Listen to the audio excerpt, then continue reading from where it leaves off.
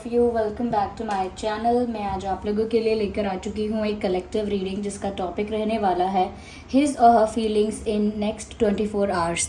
आपके जो पर्सन हैं, जो पार्टनर हैं, लव इंटरेस्ट हैं, उनकी फीलिंग्स क्या होंगी अगले 24 घंटों में, हम ये देखेंगे। ये रीडिंग जनरल है, कलेक्टिव है। हो सकता है कि आपकी सिचुएशन के साथ एक्यूरेटली रेजोनेट करे, हो सकता है सिर्फ कुछ परसेंट रेजोनेट करे। तो ओपन माइंडेड होकर आपको ये रीडिंग देखनी है, सुननी है। ये रीडिंग सभी ज़ोडिएक साइंस के लिए है, हर उम्र के व्यक्ति के लिए है, टाइमलेस है। आप जब भी इस वीडियो को देख रहे हैं, यह आपके साथ तभी रेजोनेट करेगा, फिर चाहे आप इस वीडियो तक कितने भी समय बाद क्यों ना पहुँचे हों। तो चलिए without wasting any more time हम लोग रीडिंग स्टार्ट करते हैं। ज़्यादा समय व्यर्थ नहीं करते हैं और देखते हैं कि अगले 24 आवर्स में आपके जो लव इंटरेस्ट हैं वो आपके लिए कैसा फील करेंगे। पहला ही कार्ड पॉप आउट हुआ है, which is the card of ace of pentacles and the strength card. Okay, ace of pentacles, strength card, and then we have the six of cups. Six of cups, no I need one card at one time, so six of cups, and we have king of swords. Let's take more cards. Okay, so we have the hermit also. Interesting. Energy of the deck is 8 of cups. I hope visible हैं ये cards.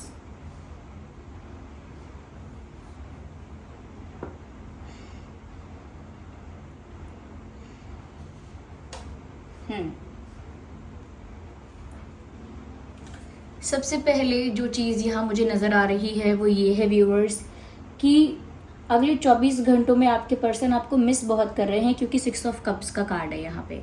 जिस भी इंसान के लिए आप ये reading देख रहे हैं, ये कुछ नॉस्टैल्जिक फील करेंगे, कुछ ऐसे एक्सपीरियंसेस इनके साथ होंगे, यानी कि कुछ ऐसा दिखना, कुछ ऐसा सपना आना, कुछ ऐसा दिखाई देना या सुनाई देना जो आपसे रिलेटेड है, जो उनको आपकी याद दिलाएगा। तो ऐसे एक्सपीरियंसेस कुछ इनके साथ हो सकते हैं जो इन्हें अल्टीमेटली आपकी याद दिलाएंगे, या फिर खुद से अंदर से कुछ ऐसा होगा, इमोशनल फील करेंगे अंदर से कि ये आपको याद करेंगे। लेकिन मिसिंग एनर्जी यहाँ पर है कि ये कोई यहाँ पर दिख रहा है जो किसी को याद कर रहा है, और कोई बीता हुआ समय याद कर रहा है, कोई कुछ समय ऐसा जो बीत चुका है, कुछ ऐसा समय, कुछ ऐसे मोमेंट्स, कुछ ऐसी मेमोरीज जो वो रिक्रिएट अपने दिमाग में करेंगे। तो ऐसा लगता है कि जैसे अगले 24 आवर्स के लिए वो कुछ बीती हुई बातों को याद कर रहे हैं, कुछ पास्ट मोमेंट्स को अपने दिमाग में रिक्रिएट कर रहे हैं, और कहीं ना कहीं बहुत ज़्यादा आपको सोच रहे हैं, या आपको मिस कर रहे हैं, ऐसा लगता है।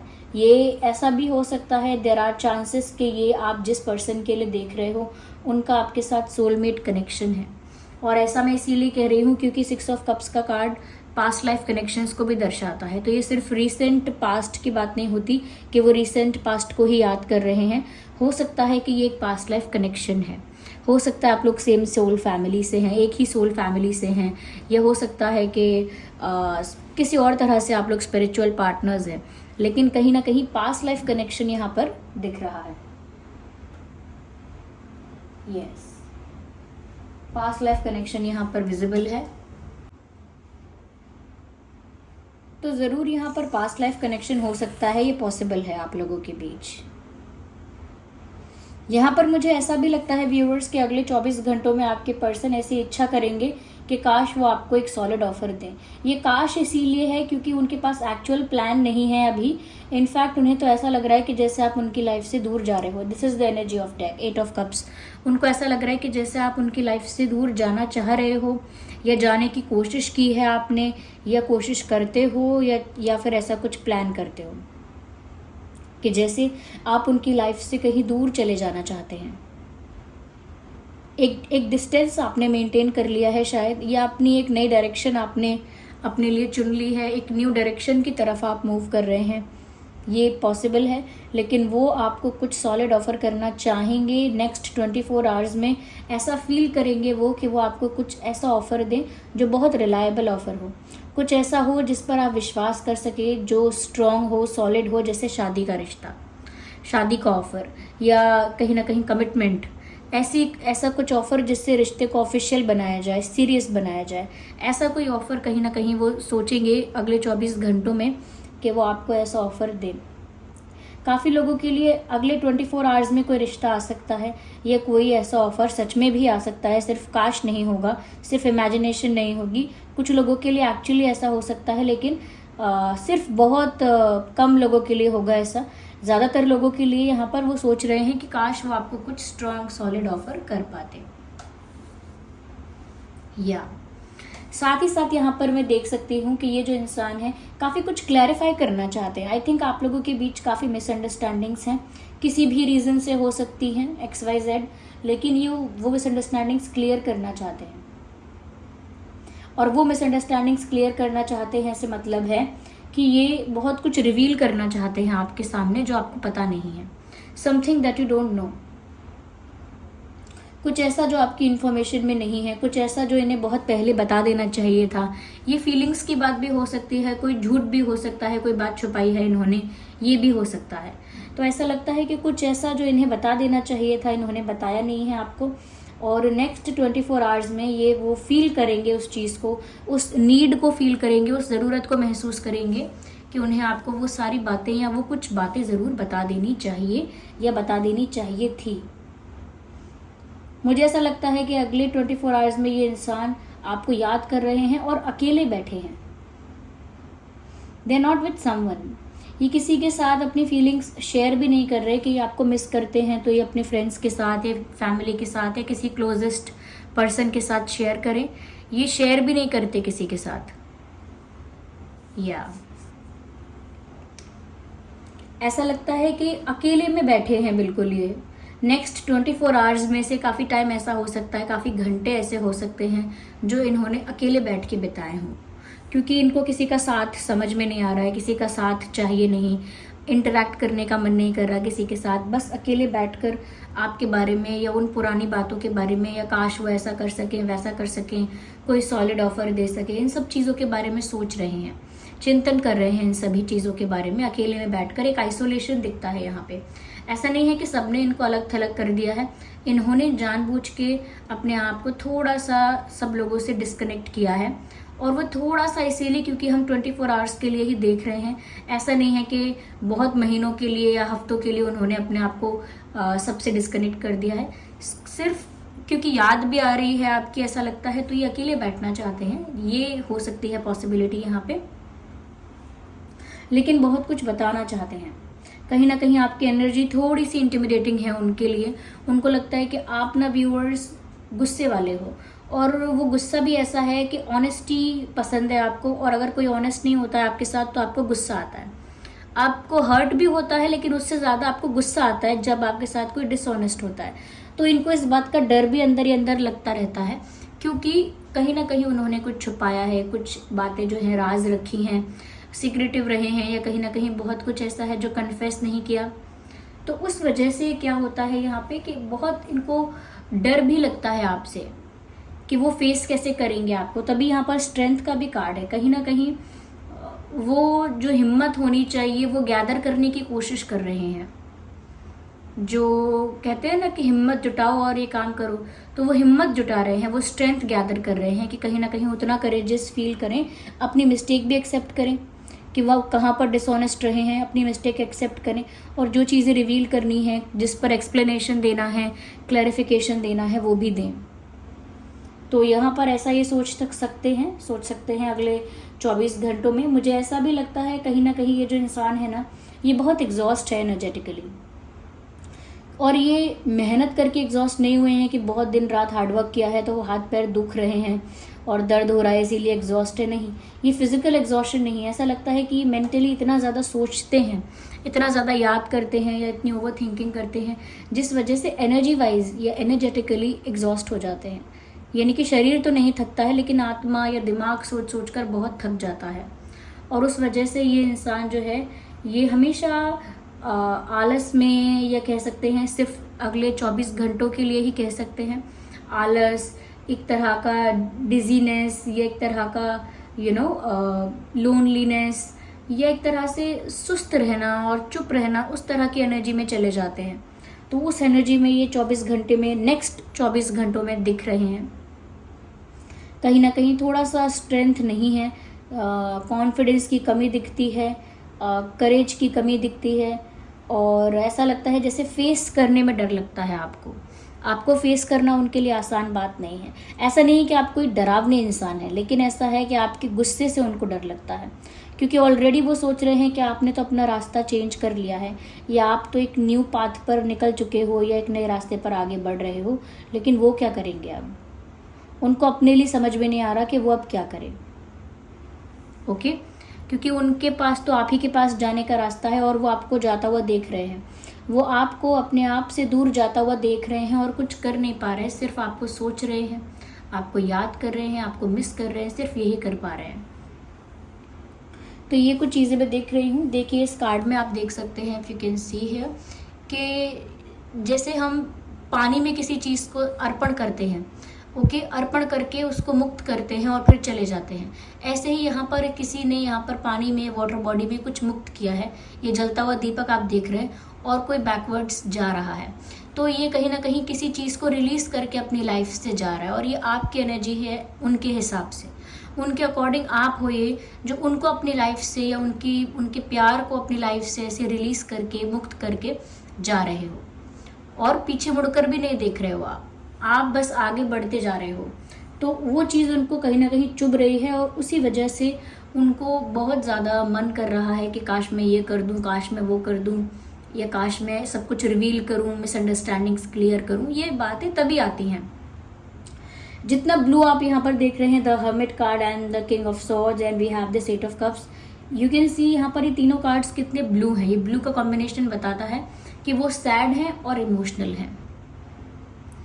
ओके, जनरली हम कार्ड्स के कॉम्बिनेशंस पर इतना ध्यान नहीं देते, बट जिस तरह का कॉम्बिनेशन निकल रहा है, या जिस तरह का यहाँ पर कलेक्शन निकल रहा है, ऐसा दिखता है कि जैसे सैडनेस ज़्यादा